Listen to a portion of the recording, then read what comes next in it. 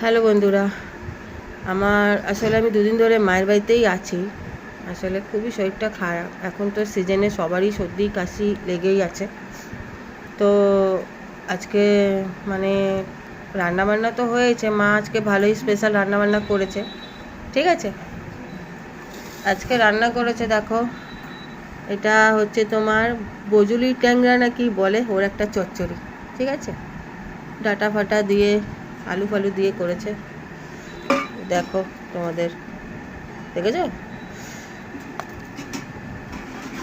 আর করেছে সাথে তো একটু কাঁচা পেঁয়াজ আর লঙ্কা রেখেছে।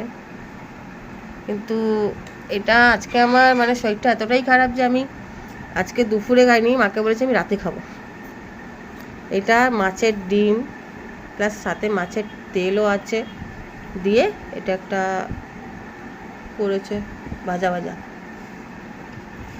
আর এখানে আছে তোমার দেখো কাতলা মাছ, কাটুয়া ডাঁটা দিয়ে আলু দিয়ে বেগুন দিয়ে ঝোল।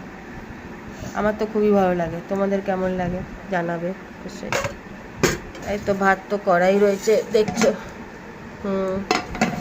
কিন্তু আজকে আমার শরীরটা এতটাই খারাপ যে মাকে বললাম আমি খাবো না, আমি রাত্রিরেই খাবো, কেন আমার এতটা গলা ব্যথা সর্দি হয়েছে, আমি মুখে এখন কিছু স্বাদও পাবো না। তাই ভাবছি রাত্রিবেলা একটু ভালো করে তোমাদের সাথে খাবো, মায়েদের সাথেই। তো কেন দুদিন ধরে আমি এখানেই আছি, শরীরটা আমার খুবই খারাপ। ভালো আমি দুপুরবেলার ব্লগ রান্নাটা এখন তোমাদের কাছে আনতে পারছি না।